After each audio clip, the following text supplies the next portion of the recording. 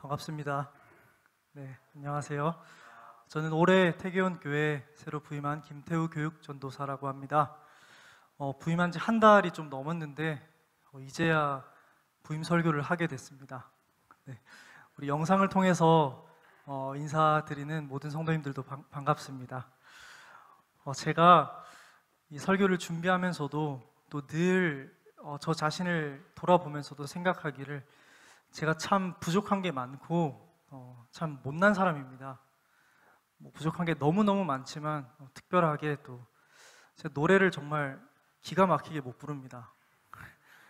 정말 못 불러서 제가 교회 봉사하면서 이제 여러 교회에서 앞에서 찬양 지도를 하면 그 성도님들 눈동자가 흔들려요.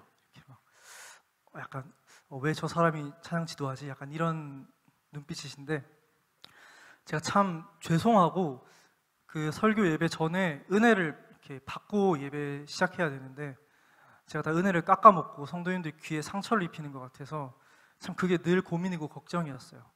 그래서 태계원 교회 제가 딱 배정 받았을 때도 걱정이었습니다. 혹시 찬미 지도를 하게 되진 않을까 막 엄청 걱정을 하면서 왔습니다. 근데 이것 말고도 제 약점, 제가 못하는 것들 엄청나게 많아요. 그거를 다 열거하면 이 설교 시간이 모자랍니다. 아마 밤새셔야 돼요. 근데 아마 저뿐만 아니라 여기 멀쩡히 앉아 계시는 여러분들도 다 개개인의 약점이 있으실 거예요. 아픔이 있으실 거예요. 다 아무렇지 않게 앉아 있지만, 지금 아무렇지 않게 집에서 영상을 시청하고 있지만 다 자기 자신을 볼 때 못난 사람이고 약한 사람이고 악한 사람일 거예요. 우리는 때때로 그 약점을 남에게 숨기려고 막 발버둥쳐요. 그거를 나 스스로 극복하려고 막 이렇게 허둥지둥 살아갑니다. 그게 잘 되던가요? 잘 안 돼요. 그런 약점들을, 내 약한 모습들을 스스로 계속 볼 때 우리는 낙담하고 절망하게 돼요. 제가 오늘 함께 나눌 말씀 속의 주제는 이 약점을 어떻게 하냐입니다. 어떻게 할 거냐? 이 약점은 뭐냐? 나에게 있어서 이 약점이 왜 생긴 거냐? 이걸 어떻게 하면 좋으냐에 대한 얘기예요. 오늘 말씀의 제목은 예수의 이름을 지어다가 며칠은 먹었다라는 제목입니다. 우리 함께 성경 고린도 후서를 함께 보도록 하겠습니다. 고린도 후서 12장 7절에서 10절입니다. 제가 읽도록 하겠습니다. 여러 계시를 받은 것이 지극히 크므로 너무 자고하지 않게 하시려고 내 육체의 가시 곧 사단의 사자를 주셨으니 이는 나를 쳐서 너무 자고하지 않게 하려 하심이니라. 이것이 내게서 떠나기 위하여 내가 3번 주께 간구하였더니 내게 이르시기를 내 은혜가 내게 족하도다. 이는 내 능력이 약한 데서 온전하여짐이라 하신지라. 이러므로 도리어 크게 기뻐함으로 나의 여러 약한 것들에 대하여 자랑하리니 이는 그리스도의 능력으로 내게 머물게 하려 함이라. 그러므로 내가 그리스도를 위하여 약한 것들과 능욕과 궁핍과 핍박과 곤란을 기뻐하노니 이는 내가 약할 그때 곧 강함이니라.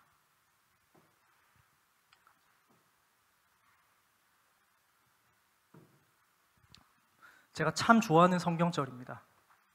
정말 많이 읽었고 정말 좋아하는 성경절이에요. 저는 이 부분을 항상 묵상할 때마다 떠오르는 한 사람이 있어요. 오늘은 그 사람의 이야기를 좀 해보려고 합니다. 제가 미리 허락을 구했습니다. 본디 설교는 복음을 전하는 거라고 생각해요. 근데 가장 강력한 복음은요, 한 사람의 인생 속에 나타난 하나님의 은혜라고 생각합니다. 오늘 이 사람의 삶 속에 역사하시는 하나님을 함께 배워가고 알아갈 수 있었으면 좋겠습니다. 이 소년은요, 이 사람은요, 저도 고향이 부산인데 부산에서 태어났어요. 부산에서 그렇게 유복한 집안에서 태어난 건 아니고요, 좀 가난한 집안에서 태어났습니다. 주택 2층에 전세를 이제 주고 살아가는 가정에서 태어난 아주 평범한 남자아이였어요. 그냥 공부도 그럭저럭 했고요. 아이들과 친구들과도 그럭저럭 잘 노는 그냥 그런 학생이었어요. 근데 이 친구한테는 좀 약간 특이한 점이 있었어요. 그게 뭐냐면 이 아이가 종교심이 굉장했어요. 뭔가를 믿으려고 하는 마음이 좀 특출났어요.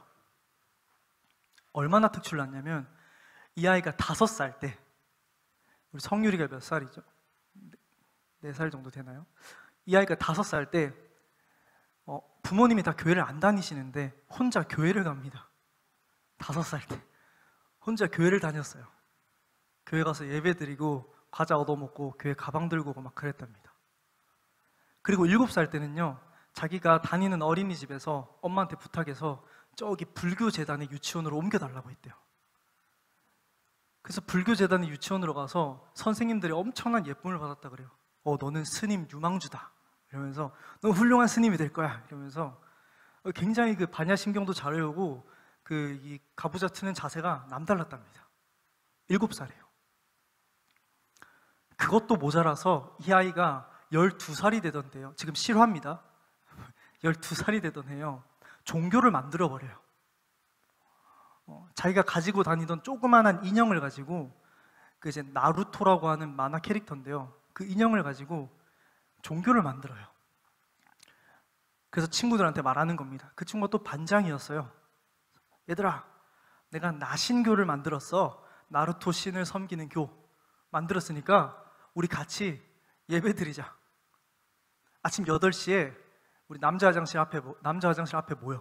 다 같이 예배 드리자. 그래서 애들을 막 꼬드기는 겁니다. 실제로 친구들이 아침마다 그 반장을 따라가지고 화장실 앞에서 막 난리가 납니다. 춤을 추면서 오늘도 선생님에게 안 혼나게 해주시고 시험 잘 치게 해주시고 이러면서 예배를 드리는 거예요. 약 20명에서 30명의 아이들이 매일 아침 8시가 되면 학교 2층 남자 화장실 앞에 모여가지고 예배를 드리는 거예요. 이 학생이 그걸 주도하는 겁니다. 굉장하죠. 그런데 하나님께서 이 아이를 보셨을 거란 말이죠. 어떻게 보셨을까요? 아니, 어린 놈의 자식이 이방신을 만들어 놓고 사람들을 꼬드기네, 이렇게 보셨을까요? 저는 그렇게 생각하지 않아요. 뭔가 진리를 찾고자 하는, 진짜 하나님을 만나고자 하는 어린아이의 마음을 분명히 예쁘게 보셨을 거예요. 하나님께서 이 아이에게 다가옵니다. 근데 이 아이에게 평범하게 다가오는 게 아니라 좀 특별하게 다가와요. 그 종교를 만들었던 12살 그 해에 크리스마스 이브 날이었어요. 교회에서는 뭐 문학의 밤 이런 걸 준비했을 테고요. 예수님의 탄생을 이제 기념하는 날이겠죠. 연인들은 어때요? 서로 어떤 선물을 주고받을까 막 설렜겠죠. 12살이면 어떤 생각할까요? 뭐 이제 산타클로스는 안 믿을 테고, 엄마 아빠가 무슨 선물 나에게 줄까? 뭐 이런 생각하면서 설레지 않겠어요? 그때 이 학생은 병원에 실려갑니다. 열이 막 올라서 병원에 갔는데 열이 42도를 넘어요. 병원에 입원을 하게 됩니다. 그리고 다음 날 12월 25일 크리스마스 날 그 아이는 더 큰 대학병원으로 그러니까 앰뷸런스를 타고 이송돼요. 준증환자실로 옮겨집니다. 병명은 스티븐 존슨 증후군이라고 하는 아주 희귀한 병이었어요. 아이의 열은 40도 이하로 내려오지 않았어요. 굉장히 희귀한 병이에요. 병의 증세를 잠깐 설명드리자면요, 온 몸의 피부가 다 벗겨집니다. 입속이 다 벗겨져요. 눈속도 다 벗겨집니다. 그러니까 모든 피부가 다 벗겨지는 거예요. 원인도 모르고요, 약도 없습니다. 이 아이는 그렇게 절망하면서 투병 생활을 하게 돼요. 이 아이에게 있어서 가장 고통스러웠던 건 뭐냐면요, 왜 자기가 아파야 되냐 이겁니다. 자기는 착하게 살았고 성실히 살았고 열심히 살았는데 누구하고 싸운 적도 없고 엄마 말도 잘 들었는데 왜 내가 아파야 되는지를 이 학생은 늘 고민했대요. 엄마에게 이런 말을 많이 했다고 합니다. 엄마, 왜 내가 아파야 돼? 엄마, 그리고 신은 지금 뭐 하고 있는 거야? 여러분, 하나님은 뭐 하고 계시는 거예요? 그 소년이 그렇게 아파하고 죽어가고 있는데 하나님은 대체 어디서 뭐 하고 계시냔 말입니다. 우리 인생에 이럴 때가 많아요. 대체 지금 고통 속에 있는 내 인생에 하나님께서 언제 개입해 주시냔 말이에요. 먹고 살기 힘들어 죽겠는데, 나 지금 아파 죽겠는데 하나님 지금 뭐 하고 계시냐고요. 이런 물음이 우리 인생엔 정말 많이 일어나요. 이 아이도 그랬답니다. 그리고 신을 저주했대요. 자기 자신을 배신한 그 신을 절대로 믿지 않겠다고 결심했대요. 그리고 죽을 날을 기다렸대요. 그 병실에 있던 거의 모든 환자가 다 돌아가셨어요. 그 학생 옆에 있던 환자, 앞에 있던 환자 다 돌아가시는 거예요. 그럼 이 학생은 어떤 생각을 하겠어요? 내 차례는 언제 올까? 늘 이 고통 속에서 살아가는 거예요. 이 아이의 어머니는요, 병간호를 하다가 같이 쓰러져가지고 같이 입원을 합니다. 아이는 더더욱 결심해요. 신 따위는 없다고요. 있을지라도 결코 나는 믿지 않겠다고요. 다음 해 아이가 퇴원을 합니다. 피부는 다 새로 났고요. 입도 다 났고 했는데 이 병이요, 걸리는 사람들은 대부분은 다 실명을 하게 된다고 해요. 왜 그러냐면 눈 안이 다 벗겨지면서 좀 결막인지 울퉁불퉁하게 나서 눈의 시력을 계속 깎는다 그래요. 그래서 한 1년, 2년, 뭐 길게는 10년이 안 가서 무조건 실명을 한대요. 그리고 눈이 참 아프답니다. 이쑤시개를 계속 찌르는 것처럼 아파서 늘 눈이 충혈돼 있대요. 그리고 빛을 보지 못한대요. 그래서 늘 불을 끄고 살아야 되고 밖에 나갈 때는 선글라스를 끼고 다녀야 된대요. 이 소년이 퇴원했는데 학교를 갈 수 있겠습니까? 못 가요. 또 어디 가서 누구 만나면 오해받기 십상이었던 거예요. 너는 왜 눈이 맨날 그렇게 빨개? 너는 왜 맨날 앞을 안 보고 땅만 쳐다보고 다녀? 이 아이는 은둔형 외톨이가 되고 있었어요. 학교를 자퇴했고요. 집에서 늘 혼자 지냈다고 합니다. 그러다가 이 소년이 15살이 됐을 때 인생의 터닝 포인트가 한번 와요. 늘 혼자니까요. 어머니가 그게 참 안쓰러웠는지 소년에게 이렇게 말합니다. 아들, 우리 공기 좋은 데 한번 갈까? 공기 좋은 데서 좀 대안학교 같은 데 가면 막 그렇게 억압받고 공부 안 해도 돼. 너 좀 편하게 살 수 있을 것 같은데 그런 데 가볼래? 해서 이 아들이 좋아요. 그래서 여러 학교들을 찾다가 경상북도 예천에 있는 왈덴스 국제학교라는 곳을 갑니다. 그 학교는 저희 재림교회 목사님이 세운 미션 스쿨이에요. 근데 이 아이는 뭐 그게 교회 뭐 학교 이런 건지 모르고 갔답니다. 그냥 시골에 있는 학교라고 해서 갔대요. 그래서 거기 편입을 하게 됐는데 가보니까 어때요? 아침 저녁으로 예배를 드려요. 시간표에는 안식일 뭐 이런 게 있어요. 처음 들어보는. 직감했답니다. 아, 여기 약간 기독교 학교네? 바로 반감이 올라왔대요. 하나님이라는 건 없으니까요. 나를 고통 중에 버려두었던 그 하나님은 존재하지 않으니까요. 목사님에게 건네받은 성경을 집어 던졌대요. 절대 믿지 않겠다고요. 이런 거 절대 보지 않겠다고요. 그리고 학교에 온 지 2주 만에 도망쳤답니다. 그리고 집에서 학교를 안 갔대요. 그러니까 학교에서 교장 선생님이 전화가 왔대요. 이 소년한테. 야, 너 학교 안 오고 뭐 해? 아, 저 학교 안 갈 거예요. 제 짐 택배로 다 보내주세요. 뭐 그 하나님 막 믿으라는 거 그거 다 뻥이에요. 절대 안 갈 거예요. 그러니까 교장 선생님이 그랬대요. 아, 너 학교 나가는 건 괜찮은데 너 지금 이렇게 버릇없게 네 짐을 내가 왜 싸서 택배로 왜 보내? 너가 와서 가져가. 이러는 거예요. 맞잖아요. 그죠? 생각해보니까 그 소년이 제가 좀 예의가 없었네요. 그래서 그치? 너가 미안하니까 일주일만 더 살고 가. 그랬대요. 그 교장 선생님이. 일주일만 요양한답시고 그냥 이따 가. 알겠어요. 그러고 일주일만 더 살고 가겠다고 약속하고 학교로 다시 돌아갔대요. 근데 그 일주일 동안 그 교장 선생님이 이 아이에게 성경을 가르쳐 주는 거예요. 근데 아이가 듣겠어요? 안 듣겠어요? 안 들어요. 뭐라고 하든지 난 안 들을 거야, 안 믿을 거야. 저녁에 자습 시간이 있는데 그 소녀는 눈이 아파서 공부를 못 하거든요. 그래서 혼자 방 안에 있었대요. 그러니까 그 교장 선생님이 찾아오셔서 너는 듣기만 해, 눈 감고. 내가 말하는 거 듣기만 해도 좋아. 그리고 다니엘서와 계시록을 공부시켰대요. 근데 이 소년의 마음에 한 며칠 지나니까 그런 마음이 들기 시작하더래요. 뭔가 하나님이 계신 것 같기도 하네? 그리고 세계 역사와 성경을 대조하면서 배우니까 진짜 이 세상 지구 역사를 쥐흔드는 분이 하나님이라는 존재네? 라는 믿음이 생기기 시작하는 거예요. 그러면서 이런 생각이 들었답니다.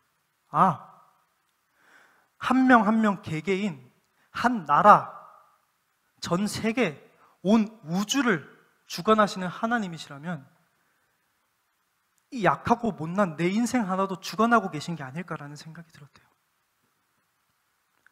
지금은 내가 약해 보이고 뭔가 죽어가고 있고 힘들어 보이지만 하나님의 큰 그림 안에 작은 장면에 불과하지 않을까라는 생각을 했대요. 그리고 그 하나님을 믿어보기로 결심했대요. 엄마한테 전화했대요. 엄마, 나 데리러 오지 마. 나 이 학교 다닐래. 그리고 누구보다 열심히 성경과 예언의 신을 연구했대요. 이 아이는 눈이 아파서요, 책을 오래 보지 못했대요. 5분 이상 책을 읽을 수가 없는 눈이었대요. 그래서 남들이 다 자습할 때 혼자 방에서 성경을 펴고 성경을 한 절 읽고 눈을 감고 그거에 대해서 생각하고 다시 눈이 좀 괜찮아지면 눈을 떠서 다음 절을 읽고 눈을 감고 생각하고 했대요. 수업 시간에는 책상 밑에 들어가서 공부했대요. 형광등 때문에요. 다른 아이들처럼 축구나 농구를 하진 못했대요. 햇빛 때문에요. 그래도 행복했대요. 하나님을 만나서요. 드디어 알았대요. 왜 자기가 아팠어야 됐는지를 알았대요. 하나님을 만날 수 있어서 너무 행복했대요. 근데 벌써 태어난 지 2, 3년이 지났어요. 이 소년의 시력은 점점 약해져 가고 있었어요. 소년이 17살이 되던 해에 왈덴스 학교에서 주최하는 교환학생 프로그램으로 미국에 갔대요. 미국에 1년 동안 가는 게 있었는데 이 학생이 참 불안했대요. 미국에 가기 싫었대요. 가면 외국인은 눈을 보고 막 마주치고 얘기하는데 자기는 그걸 못하니까 또 이렇게 쭈구리처럼 살아야 되는데 외국인들한테 또 오해받고 왕따 당하면 어떡하지? 그게 늘 불안했대요.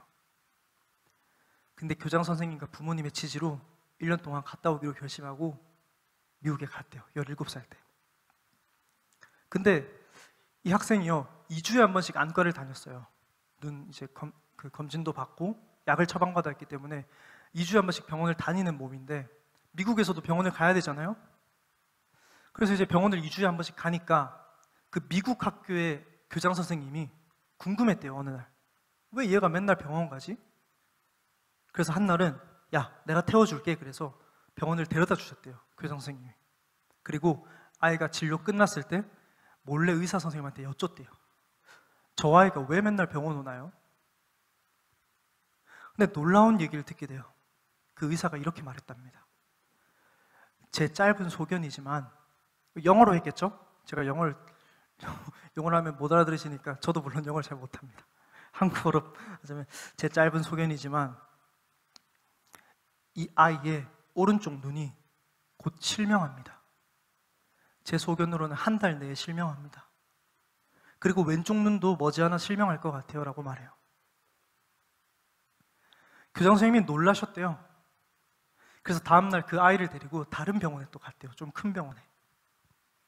그렇게 2병원, 3병원을 갔대요. 근데 놀랍게도 그 3병원에서 진단이 똑같답니다. 얘 오른쪽 눈이 한 달 내에 실명할 것 같다고. 왼쪽 눈도 머지않아서 실명할 것 같다고. 방법은 없다고. 하나님을 만나서 그렇게 행복해하던 그 소년이 이제 세상을 못 볼 날이 다가오고 있었어요. 교장 선생님이 잠을 못 주무셨대요. 내가 도울 수 있는 건 없을까? 하나님 도와주세요. 기도했대요. 이틀 밤을 샜대요. 그리고 한 병원을 알아냈대요. 미국의 보스턴이라고 하는 도시에 특수한 렌즈를 맞출 수 있는 병원이 있대요.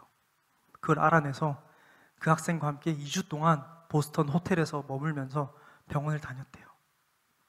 그 병원에서 맞출 수 있는 렌즈를 끼면 그 눈의 어떤 막과 이걸 가려줘가지고 상처가 안 닿게 해서 시력이 보완되고 눈이 별로 안 아플 수 있대요. 평소보다. 그 렌즈를 이 학생이 맞췄어요. 근데 그 렌즈가 굉장히 비싸대요. 우리가 일반적으로 끼는 렌즈의 몇 천 배 되는 가격이에요. 그러니까 몇 천만 원 한다는 말이에요. 그리고 1년에 한 번씩 렌즈를 바꿔야 된대요.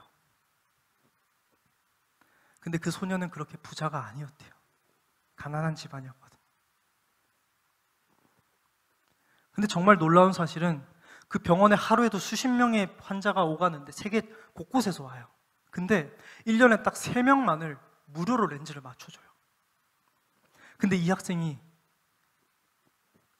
거기에 뽑힌 거예요.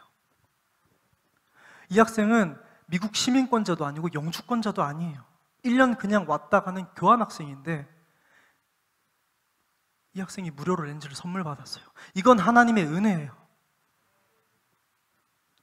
그 학생이 처음 렌즈를 선물 받고 의사에게 했던 말이 딱 이거였대요. 의사가 렌즈 어떻니라고 물었을 때 선생님, 제가 오늘 30분 동안 성경을 읽었어요.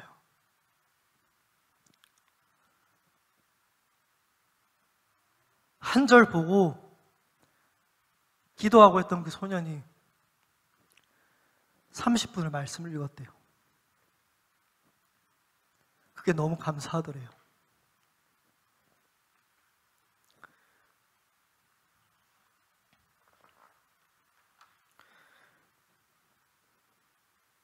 하나님을 찾던 그 어린 소년, 하나님을 만났던 그 소년, 눈이라는 약점 때문에 남들만큼 공부도 못하고 삶을 즐기지도 못했지만 그런 약하고 못난 자신을 사랑해주는 그 하나님이 좋았던 그 소년이 17살의 나이에 자기의 눈의 끝을 향해 달려가고 있던, 자기처럼 하나님을 모르던 사람에게 복음을 전하는 게 꿈이라던 그 소년이 10년이 지난 2020년이 돼서 지금 이 태계원 교회에서 그 소년의 바램대로 하나님의 말씀을 전하고 있어요.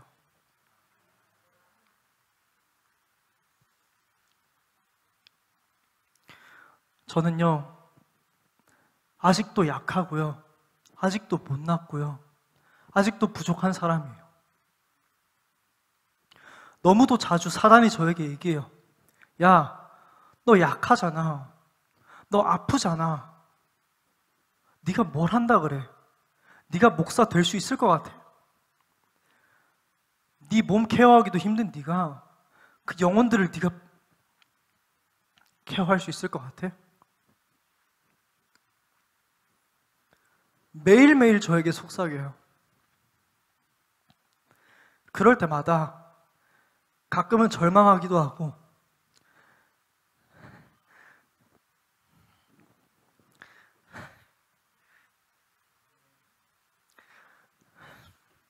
죄송합니다. 낙담하기도 하고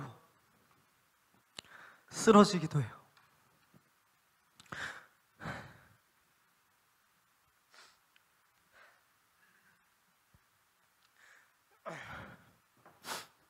넌 안 된다고? 넌 못한다고?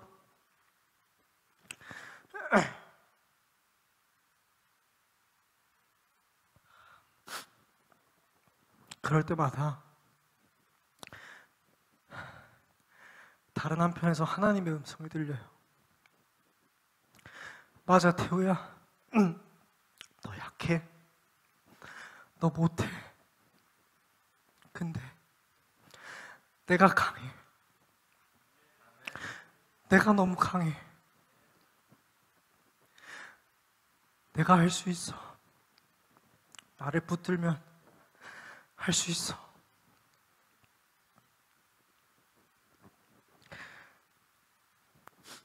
우리는 다 약점이 있어요. 다 개개인만의 아픔이 있고 슬픔이 있어요. 사단이 계속 저희에게 넌 안 된다고, 넌 못한다고, 니까짓게 뭘 할 수 있냐고 계속 말해요. 그런 사단의 속삭임에 넘어가면 안 돼요. 맞아요. 우리는 약하고 우린 아무것도 못하는 나약한 존재예요. 죄덩어리인 존재예요. 근데 그런 나를 사랑하는 예수님을 봤으면 좋겠어요. 로마서 8장에 있는 말씀을 읽어드릴게요. 누가 우리를 그리스도의 사랑에서 끊으리요? 환난이나 곤고나 핍박이나 기근이나 적신이나 위험이나 칼이랴. 기록된 바 우리가 종일 주를 위하여 죽임을 당케 되며 도살할 양같이 여김을 받았나이다 함과 같으니라. 그러나 이 모든 일에 우리를 사랑하시는 이로 말미암아 우리가 넉넉히 이기느니라.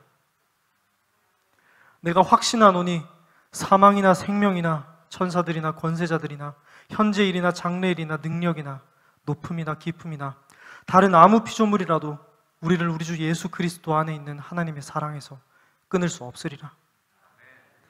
아무것도 우리를 예수님의 사랑에서 끊을 수 없다는 걸 기억하시길 바랍니다. 그 어떤 것도 우리와 예수님 사이를 갈라놓지 못해요. 나의 약함을 보지 말고 예수님의 강함을 붙들게 되시길 간절히 바랍니다. 예수님이 우리를 엄청나게 많이 사랑하세요. 얼마나 사랑하시면 목숨을 주셨어요. 나를 위해서, 그 못난 나를 위해서 돌아가셨다고요. 그 감사한 마음을 안고 살아가는 사람이 어떻게 그 아버지에게 나는 너무 못나서 아무것도 못한다고 나를 버리라고 말할 수 있겠어요? 바울은요, 하나님께 3번 기도했대요. 내 육체에 있는 가시를 좀 빼달라고, 나 좀 낫게 해달라고 그렇게 간절히 기도했대요.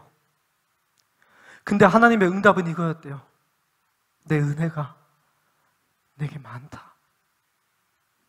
내 은혜가 이미 너한테 풍성하게 임했다. 너의 능력은 약한 데서 온다. 너는 약하기 때문에 강한 나를 붙들고 그것으로 살아갈 수 있다.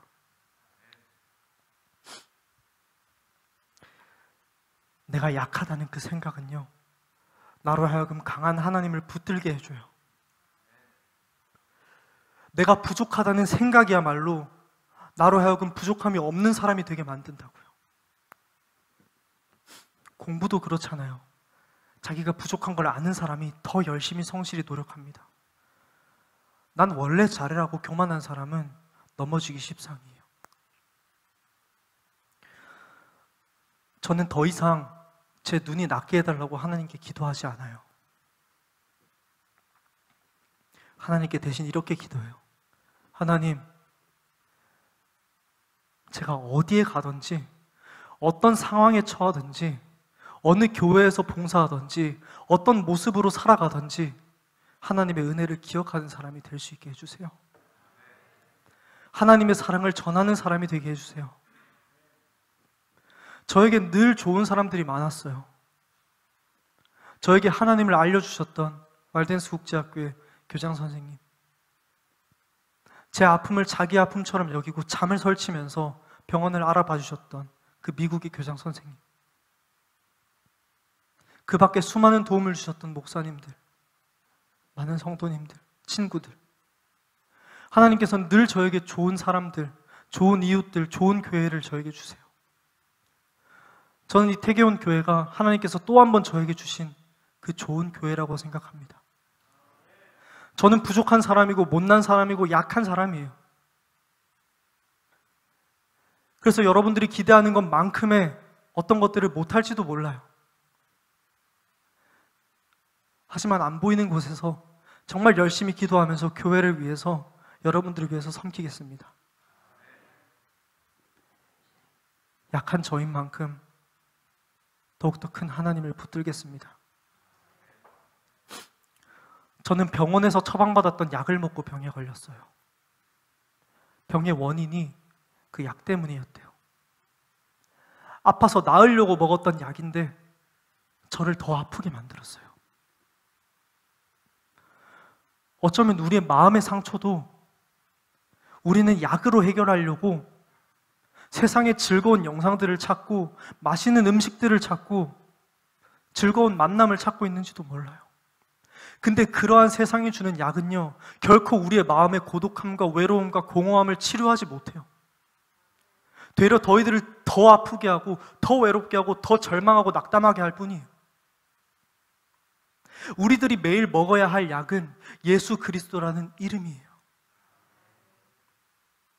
육체적으로 아프고 경제적으로 힘들고 마음이 공허할 때 우리가 먹어야 하는 약은 예수 그리스도라는 약이에요. 저는 병에 걸린 이후로 15년 동안 단 한 번도 항생제나 진통제를 먹은 적이 없어요. 더는 그런 거 믿지 않아요. 마음이 공허할 때 세상의 것을 찾지 않아요. 저에게 있어 유일한 약은 예수님이라는 약이에요. 사도행전 3장 6절에 보면 한 안진뱅이가 베드로에게 구해요. 돈을 구해요. 그때 베드로가 뭐라고 말합니까? 베드로가 이르되 은과 금은 내게 없거니와 내게 있는 이것을 내게 주노니 나사렛 예수의 이름으로 일어나 걸어라. 나사렛 예수의 이름만이 우리를 살릴 수 있고 우리를 강하게 만들 수 있다는 겁니다. 약한 나에게는 아무런 능력도 없고 아무런 힘도 없어요. 은과 금이 나를 구제하지 못해요. 나 스스로는 내 약점을 극복할 수도 없고 더 괜찮은 사람이 될 수도 없어요. 우리가 붙들고 먹어야 되고 받아야 되는 이름은 예수 그리스도라는 이름인 거예요. 이 그리스도의 이름으로 인해서 살아가고 힘을 얻고 축복을 누리는 그런 저와 모든 태교한교회 성도님들 될 수 있기를 간절히 바라면서 말씀을 줄이도록 하겠습니다.